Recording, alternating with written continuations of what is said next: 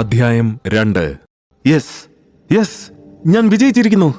വർഷങ്ങളായുള്ള എന്റെ ഗവേഷണത്തിന് ഫലമുണ്ടായിരിക്കുന്നു. ബെഞ്ചമിൻ സന്തോഷം കൊണ്ട് തുള്ളിച്ചാടി.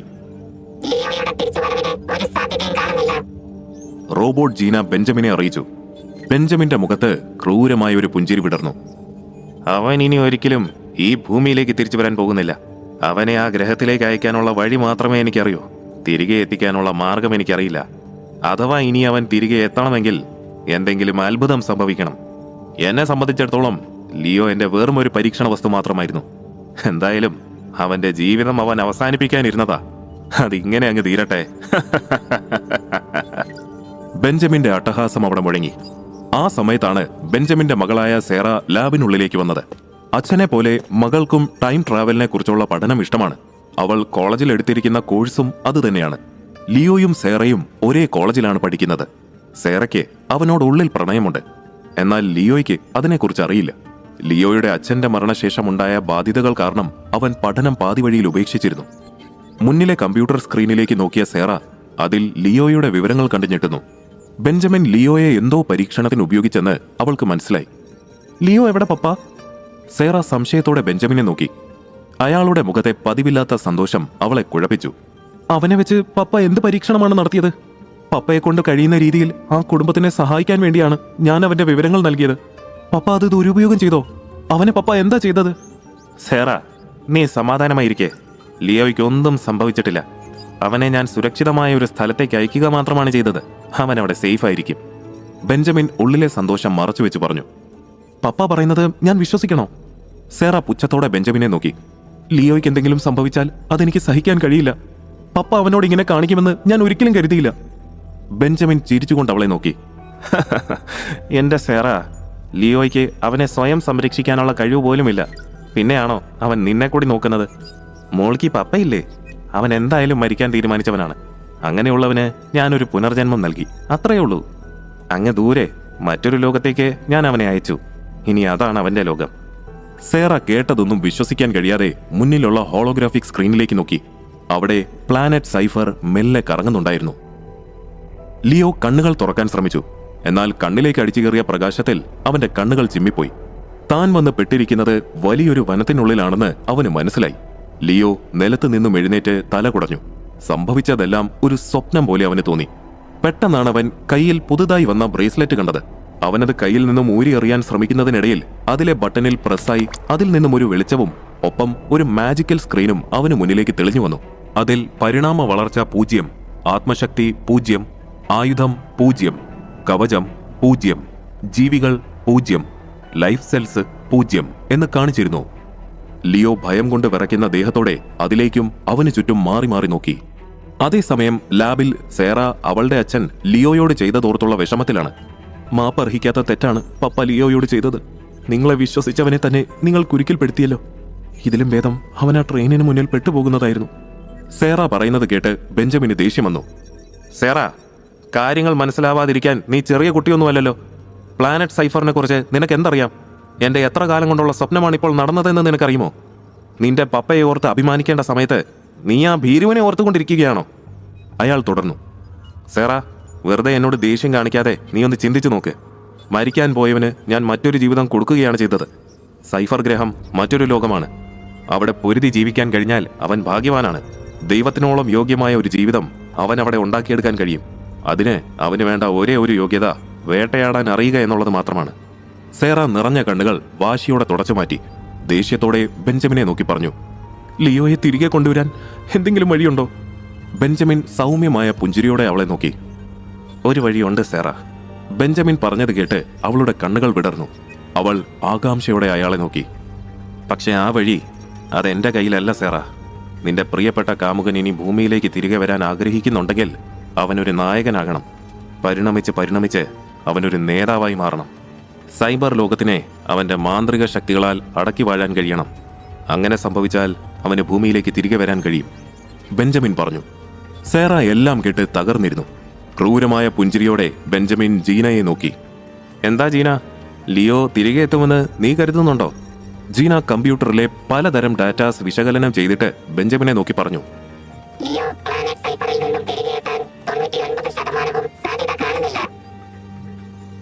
ബെഞ്ചമിൻ എന്തോ തമാശ കേട്ടതുപോലെ ചിരിച്ചുകൊണ്ട് പറഞ്ഞു. അപ്പോ 1% സാധ്യതയുണ്ട്. സൂപ്പർ. ആ 1% കൊണ്ട് അവൻ സിനിമയിലെ നായകനെ പോലെ എല്ലാം അതിജീവിച്ച് ഇവിടെ എത്തുമോ? സേറയ്ക്ക് അവളുടെ പ്രണയത്തിനെ സ്വന്തമാക്കാൻ കഴിയുമോ? അതോ ലിയോയുടെ ജീവിതം സൈഫറിൽ തന്നെ അവസാനിക്കുമോ? ഒക്കെ കണ്ടറിയണം. ബെഞ്ചമിൻ ഉറക്കെ ഉറക്കെ ചിരിച്ചു. ബെഞ്ചമിന്റെ സംസാരം സഹിക്കാനാവാതെ സേറ കരഞ്ഞുകൊണ്ട് അവിടെ നിന്നും ഇറങ്ങിപ്പോയി. ആ ഇരുണ്ട വനത്തിൽ ലിയോ ഒറ്റയ്ക്കായിരുന്നു. അവൻ കൗതുകത്തോടെയും ഭയത്തോടെയും ചുറ്റുമുള്ള കാഴ്ചകൾ വീക്ഷിച്ചു. അവിടെ മഞ്ഞ നിറമുള്ള ആകാശത്ത് കൂറ്റൻ മരങ്ങളും വലിയ പാറകളും മേഘങ്ങൾ പോലെ പൊങ്ങിക്കിടക്കുന്നുണ്ടായിരുന്നു. നനുത്ത സുഗന്ധമുള്ള വായു അവൻ ഉള്ളിലേക്ക് വലിച്ചെടുത്തു. ഇത്രയും ശുദ്ധമായ വായു അവൻ ജീവിതത്തിൽ ആദ്യമായിട്ടാണ് ശ്വസിക്കുന്നത്. അവൻ നന്നായി ആസ്വദിച്ച് ശ്വാസം ഉള്ളിലേക്കെടുത്തു. അവൻ നിന്നിരുന്നതിന് അല്പം മാറി വലിയ ഭംഗിയുള്ള പൂക്കൾ നിൽക്കുന്നുണ്ടായിരുന്നു. ആ പൂവുകൾ വിടരുന്ന ശബ്ദം പ്രകൃതിയുടെ താരാട്ട് പോലെ അവിടെ അലയടിച്ചു. പല നിറങ്ങളിലും വലിപ്പത്തിലുമുള്ള പൂക്കൾ അവന്റെ കൺമുന്നിൽ വിരിയുന്നത് കണ്ടവൻ അത്ഭുതപ്പെട്ടു. ഉള്ളിലുള്ള ഭയം മറന്നുകൊണ്ട് അവൻ ആ പൂക്കളുടെ അടുത്തേക്ക് ചെന്നു. പെട്ടെന്ന് പൂക്കൾ നിറഞ്ഞ ഒരു വള്ളി അവന്റെ കയ്യിൽ ചുറ്റി അവനെ മുകളിലേക്ക് ഉയർത്തി. പൂക്കൾ അവന് മേലെ പൂവിതളുകൾ വർഷിച്ചു. ആ പുതിയ പ്രകൃതി അവനെ വരവേൽക്കുകയായിരുന്നു. അവന് മുന്നിൽ തല കുനിച്ച പൂക്കളിൽ ഒന്നിന്റെ ഒരു ഇതളടർന്ന് ലിയോയ്ക്ക് മുന്നിലേക്ക് വീണു. അവൻ നോക്കി നിൽക്കെ അടർന്നു വീണ ആ ഇതളിൽ നിന്നും ചെറിയൊരു പ്രകാശം പുറപ്പെടുകയും അതൊരു സ്വർണ്ണ വർണ്ണത്തിലുള്ള പൂവിതളായി മാറുകയും ചെയ്തു. വള്ളികളിൽ നിന്ന് സ്വതന്ത്രനായ ലിയോ അത്ഭുതത്തോടെ ആ പൂവിതളിനെ കയ്യിലേക്കെടുത്തു. സൂക്ഷ്മതയോടെ അതിനെ നിരീക്ഷിച്ചിട്ട് അവൻ തന്റെ പോക്കറ്റിലേക്ക് അതിനെ നിക്ഷേപിച്ചു. ലിയോ മുന്നോട്ടുള്ള ഓരോ ചുവടുകളും വളരെ ശ്രദ്ധയോടെയാണ് വെച്ചത്. പ്രൊഫസർ ബെഞ്ചമിന്റെ ചതി തിരിച്ചറിയാൻ കഴിയാതെ അവൻ കയ്യിൽ ഘടിപ്പിച്ചിരുന്ന GPS ട്രാക്കറിലെ സിഗ്നലിലേക്ക് നോക്കി. അതുപയോഗിച്ച് കാണാതായ ഡേറ്റ കളക്ടറിനെ അന്വേഷിച്ച് ദിക്കും ദിശയും അറിയാതെ ലിയോ ആ കാട്ടിൽ അലഞ്ഞു തിരിഞ്ഞു. ഏറെ നേരം നടന്നു തളർന്ന് അവൻ നിലത്തേക്കിരുന്നു. നിങ്ങൾ പറഞ്ഞതുപോലെ ഞാൻ സൈഫർ ഗ്രഹത്തിലേക്ക് എത്തി സാർ. പക്ഷേ നിങ്ങൾ പറഞ്ഞ ഡേറ്റ കളക്ടർ മാത്രം എനിക്ക് ഒരിടത്തും കണ്ടെത്താൻ കഴിഞ്ഞില്ല. ആ ഡിവൈസിനെ എങ്ങനെ കണ്ടെത്തുമെന്ന് എനിക്കൊരു ഊഹവുമില്ല. പ്രൊഫസർ ബെഞ്ചമിനോട് എന്ന പോലെ മുന്നിലേക്ക് നോക്കി അവൻ പറഞ്ഞു. നിങ്ങൾ എന്താണ് അന്വേഷിച്ചുകൊണ്ടിരിക്കുന്നത്? പെട്ടെന്ന് കേട്ട നിഗൂഢമായ ശബ്ദത്തിൽ പേടിച്ചുപോയ ലിയോ ഇരുന്നിടത്തു നിന്നും ചാടി എഴുന്നേറ്റു. ആരാ ഇപ്പോ എന്നോട് സംസാരിച്ചത്? ആരെങ്കിലും ഇവിടെ ഉണ്ടോ? അവൻ പരിഭ്രമത്തോടെ ചുറ്റും നോക്കി. ഞാൻ നിങ്ങളെ 56-ാമത്തെ തവണയാണ് ഇവിടെ കാണുന്നത്.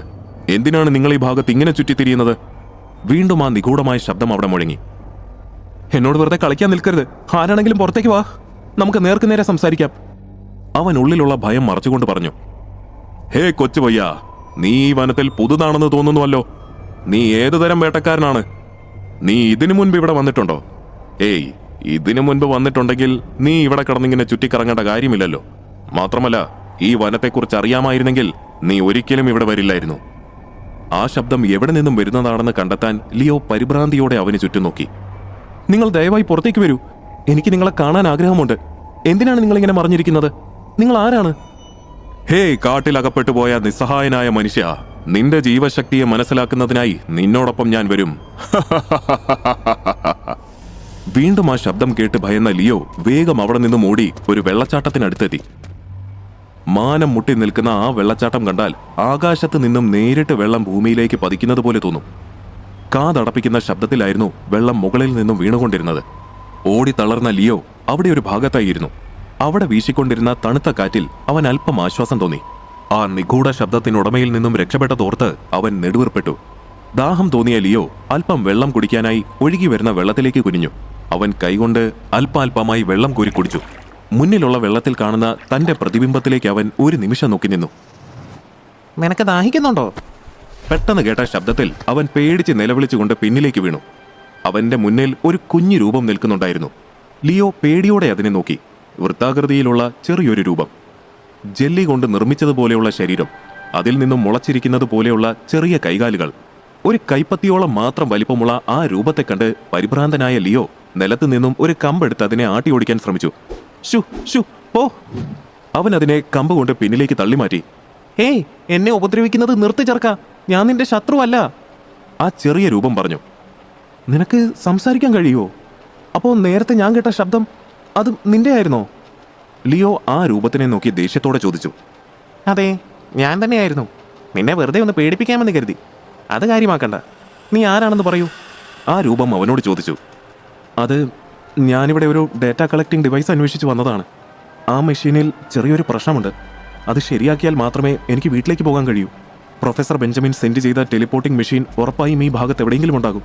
പക്ഷേ ഈ GPS ട്രാക്കറിൽ എനിക്കതിൻ്റെ ഒരു സിഗ്നലും കിട്ടുന്നില്ല. അവൻ വെപ്രാളത്തിൽ പറഞ്ഞു നിർത്തി. മതി മതി, എനിക്ക് നീ പറയുന്നതൊന്നും മനസ്സിലാകുന്നില്ല. ആ ചെറിയ രൂപം പറഞ്ഞത് കേട്ട് ലിയോയുടെ മുഖം മങ്ങി. നീ വിഷമിക്കണ്ട കുഞ്ഞെ, ഞാൻ നിന്നെ സഹായിക്കാം. അത് കേട്ടതും ലിയോയുടെ കണ്ണുകൾ വിടർന്നു. ശരിക്കും ശരിക്കും നിനക്കെന്നെ സഹായിക്കാൻ കഴിയുമോ? ലിയോ സന്തോഷത്തോടെ അതിനെ നോക്കി. എൻ്റെ കുട്ടി, നിനക്ക് ഞാൻ ആരാണെന്നറിയുമോ? ഞാനാണ് ചീനു, ഈ കാട്ടിലെ ഏറ്റവും മികച്ച വേട്ടക്കാരൻ. ചീനു ഒരു സ്റ്റൈലിഷ് പോസിൽ നിന്നുകൊണ്ട് ലിയോയോട് പറഞ്ഞു. വേട്ടക്കാരനോ? ലിയോ മനസ്സിലാകാതെ ചീനുവിനെ നോക്കി. നീ എന്താ എന്നെ കളിയാക്കുവാണോ? എന്താ വേട്ടക്കാരനെന്ന് കേട്ടിട്ടില്ലേ? പുറത്തുനിന്ന് എത്ര വലിയ വേട്ടക്കാരൻ ഈ കാടിനുള്ളിലേക്ക് വേട്ടയാടാനായി വന്നാലും ഇവിടെ നിന്നും അവന് പുറത്ത് കടക്കണമെങ്കിൽ ഈ കാട്ടിലെ വേട്ടക്കാരായ ഞങ്ങളെപ്പോലെയുള്ള വഴികാട്ടികളുടെ ആവശ്യമുണ്ടാകും. മനസ്സിലായോ? ലിയോ അതിന് തലയാടി. ഒരു വേട്ടക്കാരും ഞങ്ങളെ വേട്ടയാടുകയില്ല. ചിലർ ഞങ്ങളെ വളർത്തു മൃഗങ്ങളായി ഒപ്പം കൂട്ടാറുണ്ട്. ചില വേട്ടക്കാർ ഞങ്ങളെ അവരുടെ വഴികാട്ടിയായി തിരഞ്ഞെടുക്കും. പക്ഷേ എനിക്കൊരു വളർത്തു മൃഗമായി ഇരിക്കാൻ താല്പര്യമില്ല. ചീനു പറഞ്ഞു. ചീനു, നീ എനിക്ക് വേണ്ടി ആ ഉപകരണം കണ്ടെത്തി തരുമോ? ലിയോ ചീനുവിനോട് അപേക്ഷിച്ചു. നിന്റെ അവസ്ഥ ഓർത്ത് എനിക്ക് സഹതാപം തോന്നുന്നു. അതുകൊണ്ട് ഞാൻ നിന്നെ അത് കണ്ടെത്താൻ സഹായിക്കാം. പക്ഷേ ഒരു കണ്ടീഷനുണ്ട്. ചീനു പറഞ്ഞത് കേട്ട് ലിയോയുടെ ഉള്ളം നാളി. ഒരാളുമായി ഒരു കരാറിൽ ഏർപ്പെട്ടിട്ടാണ് ഞാനിപ്പോൾ ഈ അവസ്ഥയിലായത്. ഇനി ഈ കുട്ടിപ്പിശാചിന്റെ ആവശ്യം എന്താണോ ആവോ? ലിയോ ആലോചനയോടെ ചീനുവിനെ നോക്കി. എന്താണ് നിന്റെ കണ്ടീഷൻ? ലിയോ ചോദിച്ചു. വഴികാട്ടിയായി എന്നെ നിന്റെ ഒപ്പം കൂട്ടണം. നിന്റെ രഹസ്യം തേടി കണ്ടെത്തുന്നത് വരെയും ഏത് നരകത്തിൽ പോകാനാണെങ്കിലും ഞാൻ നിന്നോടൊപ്പം ഉണ്ടാകും. നിനക്ക് സമ്മതമാണോ? ചീനു അല്പം ഗൗരവത്തിൽ തന്നെ ചോദിച്ചു. നിന്റെ ആവശ്യം ഞാൻ അംഗീകരിച്ചിരിക്കുന്നു. ചീനുവിനെ പിണക്കുന്നത് ബുദ്ധിയല്ലെന്ന് മനസ്സിലാക്കിയ ലിയോ അവനുമായി വാക്കാൽ ഒരു കരാറുണ്ടാക്കി. ചീനു സന്തോഷത്തിൽ ശബ്ദമുണ്ടാക്കിക്കൊണ്ട് ലിയോയുടെ തോളിലേക്ക് കയറിയിരുന്നു. നിനക്കെന്നെ ലിയോ എന്ന് വിളിക്കാം. ലിയോ ചീനുവിനെ നോക്കി പറഞ്ഞുകൊണ്ട് അവിടെ നിന്നും യാത്ര തുടങ്ങി. നടക്കുന്നതിനിടയിൽ ലിയോ ഇടയ്ക്കിടെ അവന്റെ കയ്യിലുണ്ടായിരുന്ന GPS ട്രാക്കറിലേക്ക് നോക്കുന്നുണ്ടായിരുന്നു. എന്താ നിന്റെ കയ്യിൽ? അല്ല, ആരാ നിന്നെ ഇവിടേക്ക് അയച്ചതെന്നാ പറഞ്ഞത്? ലിയോയുടെ തോളിൽ ഇരുന്നു കൊണ്ട് ചീനു തിരക്കി. Professor Benjamin. അദ്ദേഹം ഒരു വലിയ ശാസ്ത്രജ്ഞനാണ്. പ്രൊഫസർ എന്ന വാക്ക് ചീനു പറയാൻ ശ്രമിച്ചെങ്കിലും കഴിഞ്ഞില്ല. കുറച്ചുനേരം ഒന്ന് മിണ്ടാതിരിക്കാമോ? അത് കേട്ട ലിയോ ദേഷ്യത്തോടെ ചീനുവിനെ നോക്കി പറഞ്ഞു. ഞാൻ മിണ്ടാതിരുന്നാൽ പിന്നെ നിനക്ക് ആര് വഴി പറഞ്ഞു തരും? നിനക്ക് എന്റെ കഴിവിൽ സംശയമുണ്ടോ ലിയോ? ലിയോ എന്തെങ്കിലും പറയുന്നതിന് മുൻപേ തന്നെ അവിടെ ഒരു അലർച്ച മുഴങ്ങി. ഓ, ഇത് നിന്റെ കൂട്ടത്തിലുള്ള ആരുടെങ്കിലും ശബ്ദമാകും. നേരത്തെ ചീനു ലിയോയെ പറ്റിച്ചതോർത്ത് അവൻ പറഞ്ഞു. ഇപ്രാവശ്യം അല്പം കൂടി അടുത്തു നിന്ന് ആ അലർച്ച കേട്ടു. ഇത് ഞങ്ങളുടെ ശബ്ദമല്ല ലിയോ. ചീനു പറഞ്ഞത് കേട്ട ലിയോ പരിഭ്രാന്തനായി ചുറ്റും നോക്കി. അടുത്തടുത്ത് വരുന്ന കാലടി ശബ്ദത്തിൽ അവൻ ഭയന്നു വിറച്ചു. ജീവൻ വേണമെങ്കിൽ ഓട് ലിയോ, ഇല്ലെങ്കിൽ അത് നിന്നെ കൊല്ലും. ജീവനോടുണ്ടെങ്കിൽ നമുക്ക് ഇനിയും കാണാം. ചീനുവിന്റെ ശബ്ദം മാത്രമേ ഉണ്ടായിരുന്നുള്ളൂ. അവൻ പരിഭ്രമത്തോടെ ചീനുവിനായി ചുറ്റും നോക്കി. അയ്യോ ചീനു, നീ എവിടെ പോയി? എന്നെ ഒറ്റയ്ക്കാക്കിയിട്ട് പോകാതെ ചീനു, നീ എവിടെയാണ്? ലിയോ പരിഭ്രാന്തിയോടെ ചീനുവിനെ തിരയുന്നതിനിടയിൽ അവന് മുന്നിലേക്ക് ഇരട്ട തലയുള്ള ചുവന്ന ഭീകരനായ ഒരു ചെന്നായ വന്നു നിന്നു. എന്ത് ചെയ്യണമെന്നറിയാതെ നിസ്സഹായനായി ആ പാവം ചെറുപ്പക്കാരൻ ആ വന്യമൃഗത്തിന് മുന്നിൽ ശ്വാസം നിലച്ചു നിന്നുപോയി.